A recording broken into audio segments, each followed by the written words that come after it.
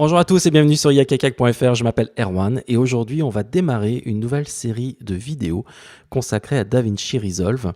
Donc il existe déjà des vidéos que j'ai produites pour DaVinci Resolve, mais elles dataient un petit peu. Ça datait de la version 9 ou 10 je crois. Et comme l'interface a beaucoup changé, je vais reprendre un petit peu différentes vidéos de présentation pour vous expliquer un petit peu la nouvelle interface, parce que beaucoup de choses ont changé dans la partie editing, dans l'interface globale, dans la partie correction colorimétrique et surtout dans les exports aussi. Et tout ce qui est workflow, donc flux de production, que ce soit avec différents plugins, différents éléments. Donc je vais reprendre un petit peu les vidéos et donc cette vidéo va démarrer en fait ce que j'appelle les Yak Series, c'est-à-dire un ensemble de vidéos qui couvrent un logiciel. Donc il existe des Yak Series sur Motion, sur Final Cut Pro 10 et donc maintenant on va en démarrer une sur Resolve et bientôt sur Fusion. Donc ici on va démarrer avec bien sûr la nouveauté de la semaine, c'est DaVinci Resolve 12.5 qui est sorti en bêta. Et je voulais faire le point par rapport à une fonctionnalité que j'ai déjà montrée dans FCP10 et que Florian Jarry avait montré manuellement dans Resolve 12.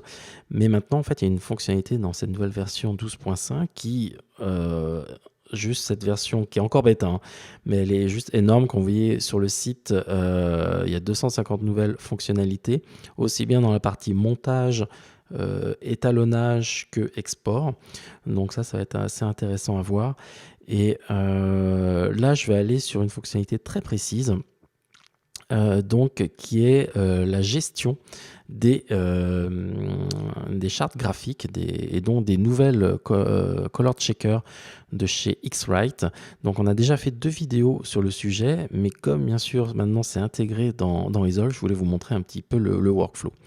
Donc vous voyez bien ici que je suis avec la version bêta, donc qui est sortie cette semaine. Voilà, tout simplement.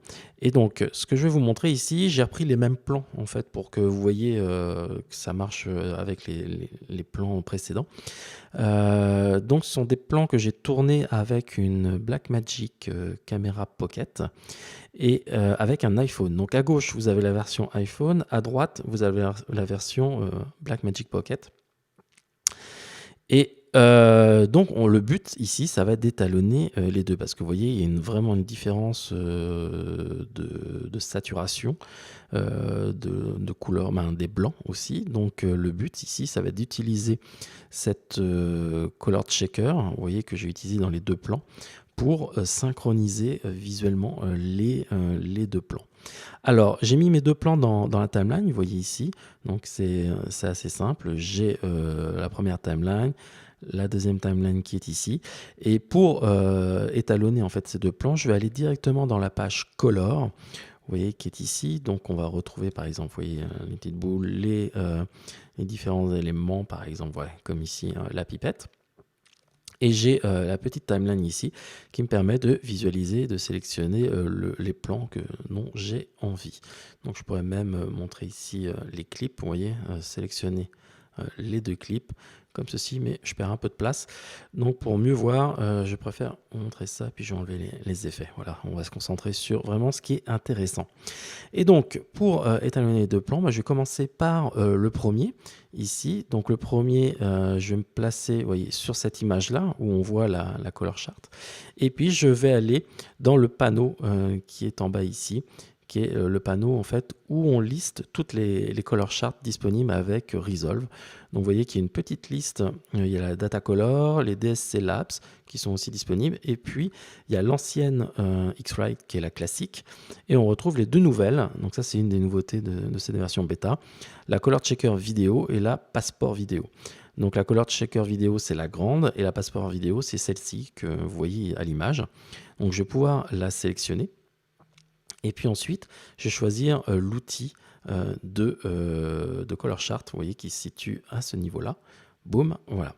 Donc ça me fait apparaître cette petite grille color chart, et on peut constater en fait que pour Resolve, en haut à gauche, c'est le jaune qui est ici. Donc ce que je vais faire ici, c'est tout simplement réorienter vers le jaune, parce que moi je l'ai tenu dans l'autre sens. Vous voyez, donc celle-ci, c'était celle qui était en haut à gauche, je la mets en bas à gauche. Et donc maintenant, j'ai juste besoin de réajuster mes différents éléments comme ceci. Et celui-là, il est un peu bas. Et celui-là aussi. Voilà, tout simplement. C'est pas plus compliqué que ça. Et puis ensuite, il suffit de choisir donc ma source. L'iPhone enregistre en H264 et dans un espace colorimétrique, donc Rec 709. Vous voyez ici. Et ma source, ben, ça va être du Rec 709, pareil. Donc après, ce que j'ai juste à faire, c'est match. Et automatiquement, il va me faire ici la balance des blancs par rapport justement à cette charte. D'accord. Et on voit ici les différences entre la couleur d'origine et la couleur de la charte et les ajustements en fait qu'il a appliqués directement ici. Ok. Donc ça, c'était pour la première.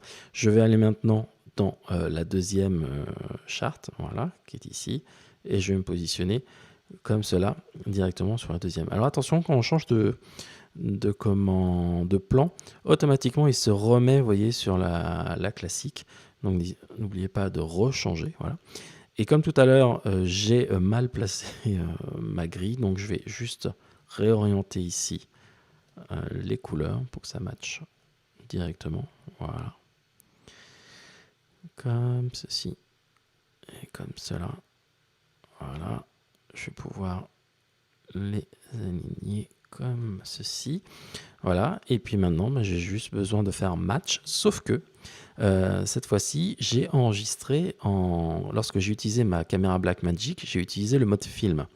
Donc ma source gamma n'était pas du Rec 709, c'était bien, si je vais dans la liste ici, vous voyez que j'ai la possibilité de choisir BMD Film. Donc si vous avez utilisé le mode log de vos caméras, par exemple Arilog, vous avez donc les différentes Blackmagic bien sûr, vous avez tout ce qui est linéaire, vous avez tout ce qui est Sony aussi, S-Log, ainsi de suite, pour les RED, les différents types. N'hésitez pas à choisir le bon gamma en fait lors du tournage, parce que sinon vous aurez des résultats un petit peu bizarres en fonction des différentes caméras. Et par contre la source, la destination, target ici, c'est bien du Rec 709 comme l'autre.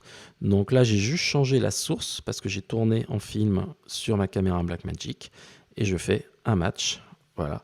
Et donc maintenant j'ai mes deux éléments qui vont, hop, je vais éteindre ça, qui vont être comme ça. Et pour voir si mes deux éléments matchent bien, ce que je vais faire, c'est que je vais prendre mes deux plans ici, mettre celui-ci au-dessus, et avec un crop, je vais tout simplement, vous voyez,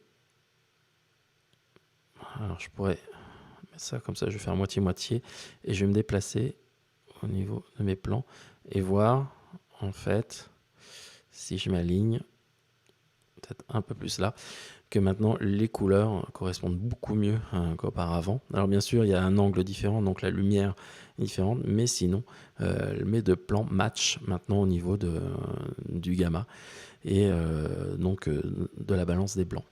Donc voilà, vous voyez, c'est extrêmement simple à utiliser, c'est très pratique, et donc vous allez pouvoir après ici matcher vos différentes caméras, par exemple sur un multicaméra, que vos sources soient de la GoPro, de l'iPhone comme ici, ou bien des grosses caméras de tournage, par exemple comme une FS5, une Ursa Mini par exemple. Donc là, ça va être très pratique. Et donc, c'est disponible dans la version bêta. Donc, si vous avez déjà acheté les nouvelles Color Checker de chez X-Rite, vidéo et vidéo passport, n'hésitez pas à passer et à télécharger DaVinci Beta 12.5. Je vais revenir dessus pour avoir cette fonctionnalité directement intégrée dans Resolve. Voilà, donc ça c'était une première vidéo. D'autres vidéos vont suivre bien sûr pour les nouveautés de Resolve 12.5 et puis sur globalement la fonctionnalité de Resolve. À très bientôt sur Yak Yak Yak. Bye bye, ciao ciao.